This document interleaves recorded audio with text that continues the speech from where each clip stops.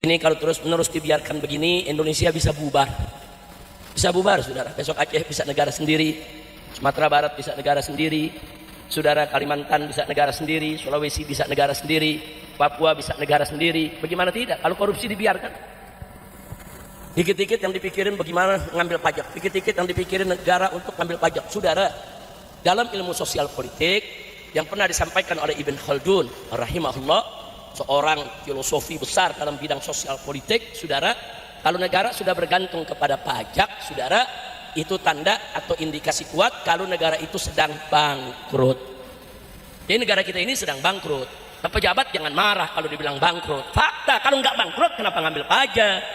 Saudara, ini negara lagi bangkrut, bangkrut. Saudara, dulu di zaman Orde Baru, zamannya Pak Harto, saudara, Pak Harto tuh bikin BUMN.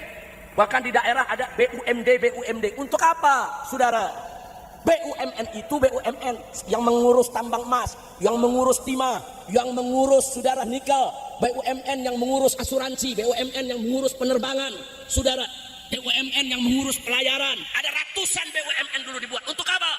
Supaya BUMN itu, saudara, bekerja cari untung untuk membiayai negara. Makanya dulu zaman Pak Harto pajak rendah. Pajak itu rendah diambil dari rakyat. Kenapa? Karena BUMN-nya jalan. Sekarang BUMN-nya dirampok. Semua BUMN rugi. Gila, semua BUMN bisa rugi, saudara. Loh, kenapa bisa rugi? Buzzer diambil dijadiin komisaris, artis diambil dijadiin komisaris, influencer diambil dijadiin komisaris, saudara. Ada apa? Orang-orang bodoh, orang-orang tolol diangkat menjadi komisaris BUMN dengan gaji ratusan juta per bulannya. Bangkrut. Nah, begitu udah bangkrut, mau nyari duit dari mana? Rakyat dipajakin, saudara.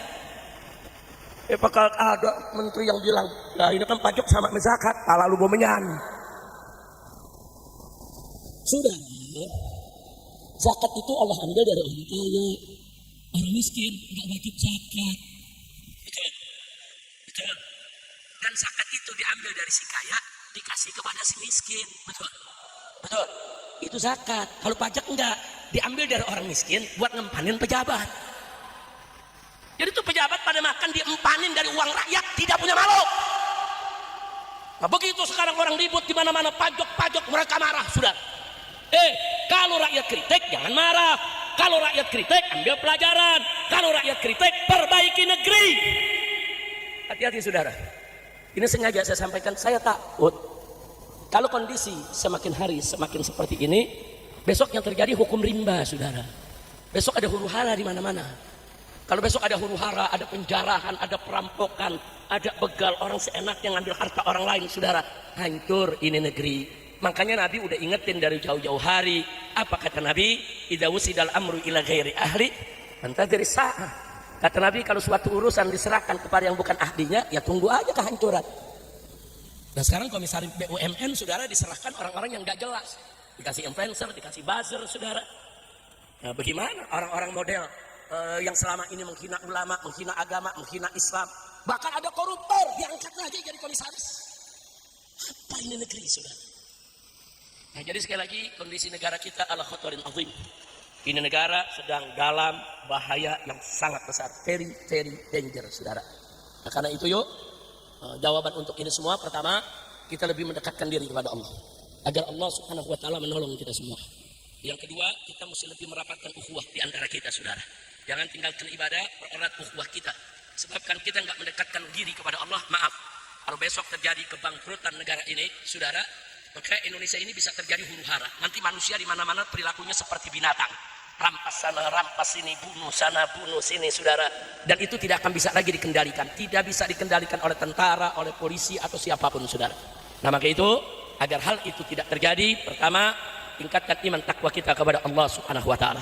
Yang kedua, tingkatkan persaudaraan kita semua, saudara, supaya kita kompak. Kalau terjadi hal-hal darurat, kita bisa jaga, saling menjaga satu sama lainnya. Jaga kampung-kampung kita, jaga rumah-rumah kita, jaga masjid-masjid kita, jaga pasar-pasar kita, agar kita tidak mudah terprovokasi oleh siapapun. Dan kepada pemerintah kita minta segera lakukan perubahan. Saya udah capek memberikan nasihat. Kalau saya katakan bosan nggak boleh, jerah nggak boleh, saudara. Kita dalam dakwah nih walaupun secapek apapun nggak boleh kita kapok, jerah, saudara.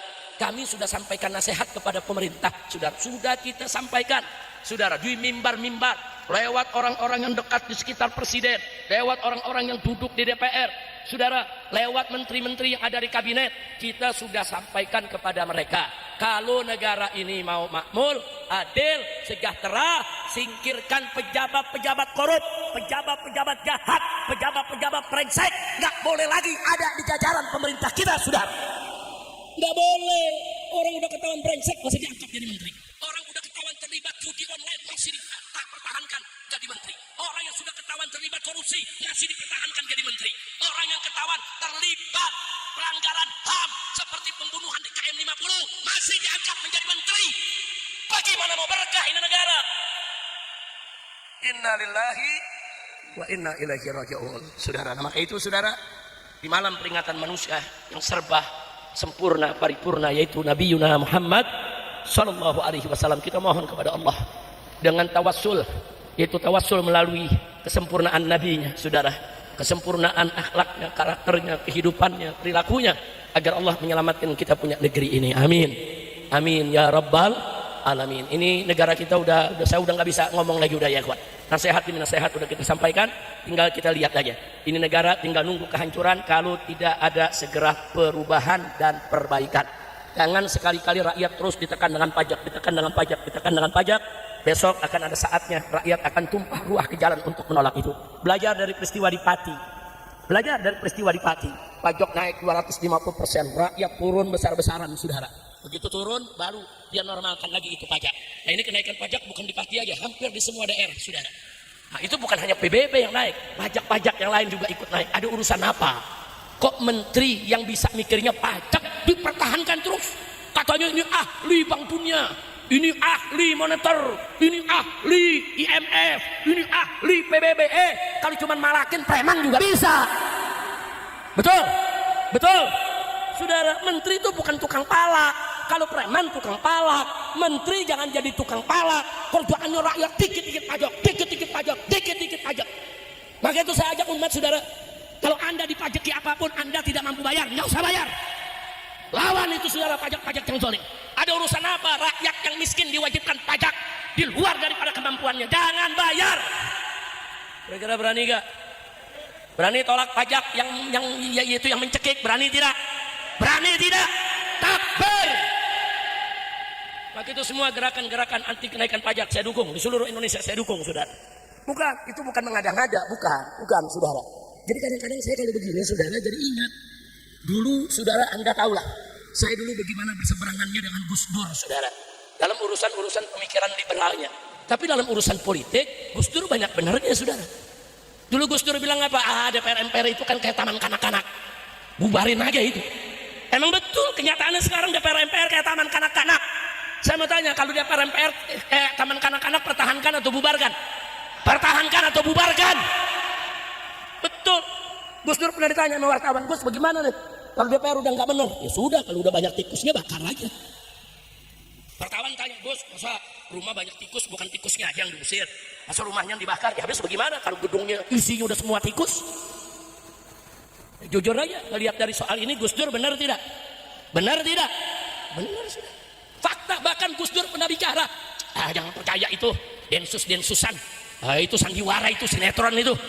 Pura-pura tuh ada teroris. Sebetulnya cuma mau cairkan bantuan aja. Seorang Gus Dur berani mengatakan begitu, sudah. Fakta memang terjadi dan kita alami. Jadi mereka banyak main sinetron, bersandiwara, main drama. Ini ngatur negara. Ini bukan panggung sandiwara. Ini negara yang rakyatnya ada 275 juta. Ini negara, atur yang betul. Mengatur negara, saudara, bukan dengan ucapan, bukan hanya dengan kata-kata, bukan dengan retorika. Atur negara dengan kebijakan-kebijakan yang melindungi rakyat, yang membela rakyat, yang mensejahterakan rakyat, dan yang menyelamatkan negara Republik Indonesia. Betul? Takbir. Shallu ala Nabi. Saya pikir cukup itu saja yang saya sampaikan, saudara. Saya hanya ingin menyampaikan, hati-hati, jaga diri, rapatkan barisan, perkuat persatuan, saudara, pertahanan keamanan rakyat semesta yang disebut Hankam Rata, itu kita mesti mulai lagi di kampung-kampung kita. Jangan sampai terlambat, begitu ada chaos, begitu ada huru-hara, nanti orang yang nggak salah jadi korban, saudara. Jadi jaga kampung masing-masing, jaga rumah masing-masing, saudara, jaga. Itu yang nggak bisa mengharapkan aparat yang jaga kita. Jangan mengharapkan aparat, saudara. Kadang-kadang kita hilang kambing, lapor aparat, bayarnya pakai kebo. Mungkin ketemu, mungkin rugi, betul. Nah, ini fakta, saudara. Nah, makanya saya sudah katakan berkali-kali, kalau polisi mau benar, Kapolrinya ganti, saudara. Banyak orang menghina agama, menghina ulama, saudara, menghina habaib. Kita laporkan ke Mabes Polri, nggak diproses. Ini Kapolri macam apa, saudara? Di Jawa Tengah, saudara, ada gerombolan yang selalu kerjaannya membubarkan pengajian. Terang-terangan, mereka bergerombol pakai senjata, bubarin pengajian di mana-mana, nggak ditangkap. Apa ini program Polri? Sehingga Kapolrinya diam. Makanya tadi saya katakan, jaga kampung kita masing-masing, saudara. Kalau penjahat ini sudah berkolaborasi dengan pejabat, mau apa lagi kalau bukan kita lawan mereka? Kalau pejabat sudah berkolaborasi dengan penjahat, masyarakat yang akan jadi korbannya, sudah. Ada apa? Peristiwa Malang umpamanya, sudah. Jelaskan yang melakukan siapa? Dari sebelumnya mereka sudah lanjut. Mereka tidak membawa senjata. Ini ditembak. Ditangani polisi aja enggak.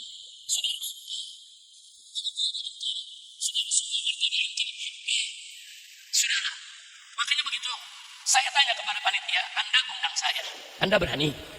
Kalau nanti dilarang polisi bagaimana? Tetap kita adakan, Habib. Ini udah kesepakatan warga kami.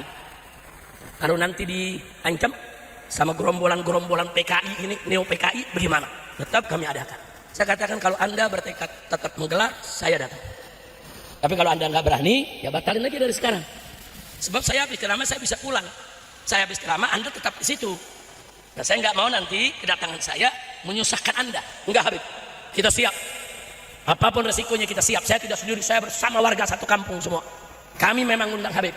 Sudah lama dan ini tidak boleh gagal. Kita datang ya, kawan. Begitu detik-detik saya mau naik ke mimbar, saudara, itu yang namanya Pangdam mengutus dandimnya, Kapolda mengutus Kapolresnya, temui saya. Di rumah panitia, kita istirahat, mereka datang, Habib, jangan ceramah. Habib, ini bisa terjadi letupan. Habib, ini bisa terjadi ini dan itu. Saya bilang, hei, ini mereka mau melarang dari kemarin, kenapa Anda tidak cegah? Kenapa Anda tidak tangkap? Kenapa Anda biarkan?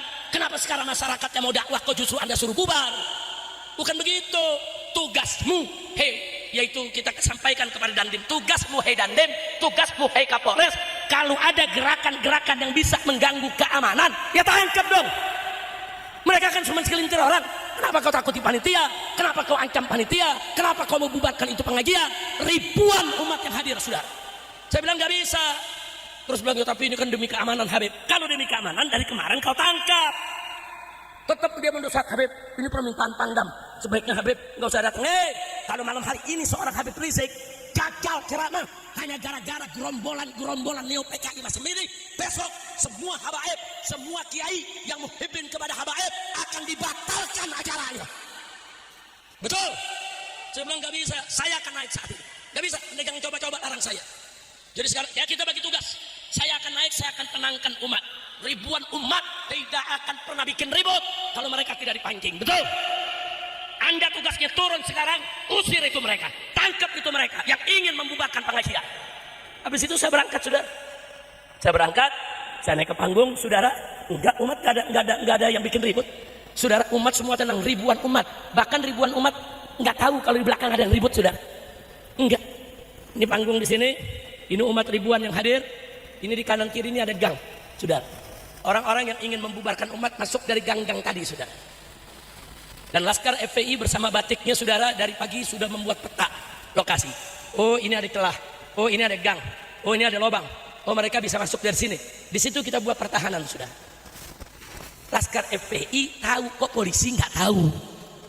Laskar FPI tahu di mana nih neo PKI bakal masuk, saudara. Kok tentara nggak tahu? Bohong. Kecuali memang sengaja mereka biarkan, saudara. Jadi gang-gang itu dijaga oleh Laskar, saudara.